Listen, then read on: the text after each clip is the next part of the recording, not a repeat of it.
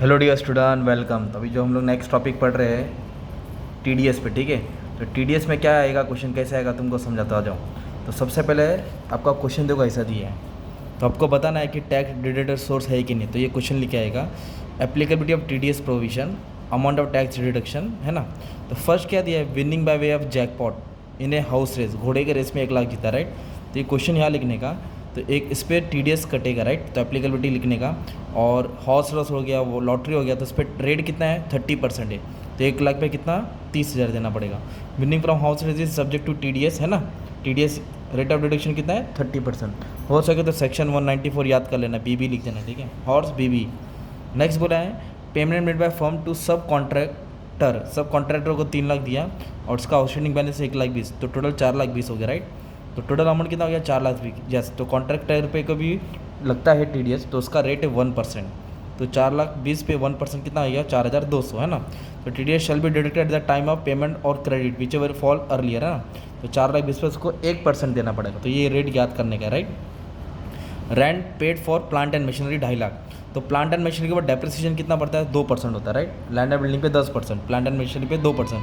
तो 2.5 लाख पे 2% कितना आ जाएगा, 5,000 आ जाएगा, राइट। तो जो भी है ये अमाउंट पे क्या देना पड़ेगा उसको मालूम है ना, 2.5 लाख का है ना। तो टर्न ओवर नहीं लेने का, मशीन की वैल्यू कितनी की थी, 2.5 लाख, तो 2% 5,000, ये क्या आ जाएगा तुमको, टीडीएस में आ जाएगा, राइट।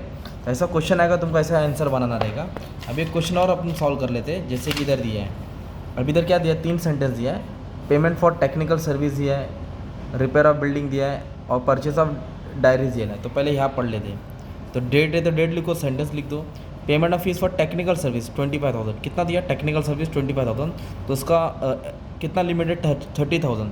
अगर 30,000 से ज़्यादा है तो टीडीएस कटेगा, राइट। तो 30,000 से कम है इसलिए नील, नो टीडीएस, ओके। टीडीएस में क्या करने, लिमिट कितना था, 30, और 30 से कम हुआ इसलिए टीडीएस नहीं कटेगा, राइट। एप्लीकेबिलिटी नहीं है।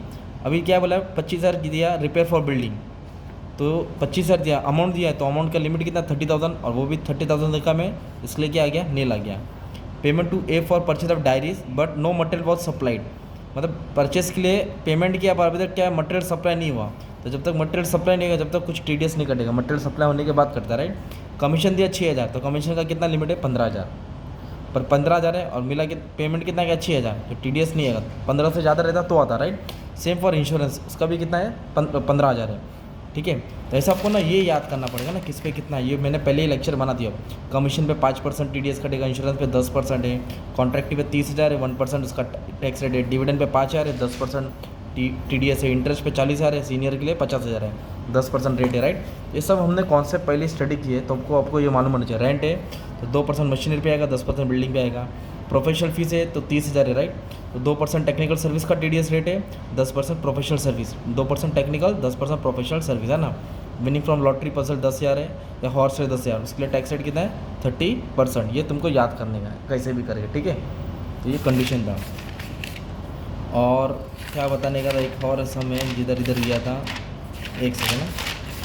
अभी जैसे कि इसमें क्या दिया, a foreign enterprise enter into a contract for a fabrication and supply of component machinery firm in India, turn sub contract work to y, sub contract work to y, pays 20 lakh, कितना दिया, 20 लाख।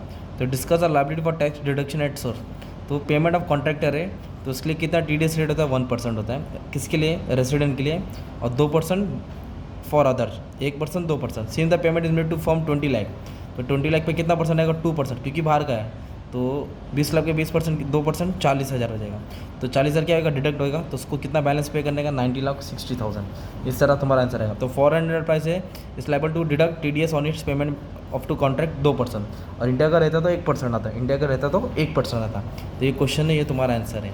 इस तरह तुमको क्वेश्चन आंसर आएगा, तुमको याद करना है, राइट। अभी इधर क्या दिया, मदन लाल क्या किया, अपना प्रॉपर्टी बेचा सूरत में, as well as agriculture land, दोनों बेचा, प्रॉपर्टी बेचा, तो 65 लाख का प्रॉपर्टी है, 20 लाख का एग्रीकल्चर लैंड है। तो प्रॉपर्टी पे अपनों को देखना है, एग्रीकल्चर लैंड पे टीडीएस नहीं आता है। और बाद में उसने घर भी खरीदा 40 लाख का, और 40 lakh and land for 50 lakh, okay. तो there was no difference time valuation, you are required to determine TDS. तो कैसे लिखा है इन्होंने, since the sale of consideration house property exceed 50 lakh, तो हाउस प्रॉपर्टी होता है ना, इमूवेबल प्रॉपर्टी, उसका लिमिट 50 लाख है, तो 50 लाख से ज़्यादा बचा, देखो ना इधर 65 लाख बेचा ना, तो जो 50 लाख से ज़्यादा है, तो टैक्स रिलेटेड कितना आएगा, 1%। कितने का प्रॉपर्टी था 65 लाख का, तो वो उसको क्या करना पड़ेगा, टैक्स डिडक्शन एट सोर्स में आएगा 1%। और जो एग्रीकल्चर लैंड है is not attracted in respect of transfer of rural agriculture land. इस तरह का टॉपिक आएगा तुमको, आपको रेडी रहना है समझ के सॉल्व करके लिखने के लिए, ठीक है।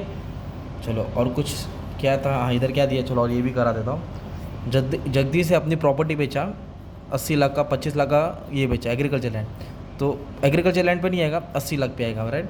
तो 80 लाख पे कितना परसेंट आएगा, 1%, क्योंकि 50 लाख से ज़्यादा है, तो 80 लाख पे 1% कितना आ जाएगा, 80,000 आएगा, राइट। एग्रीकल्चर पे कुछ आएगा नहीं। रॉयल्टी 25,000 है फॉर प्रोफेशनल सर्विस, रॉयल्टी 25,000 है और प्रोफेशनल सर्विस का 28,000 है, राइट। तो 25 और 28 तो will be attract only case of payment made for fees of professional fees royalty. अगर 30,000 से ज़्यादा रहेगा तो वो आएगा, तो ये नहीं आएगा।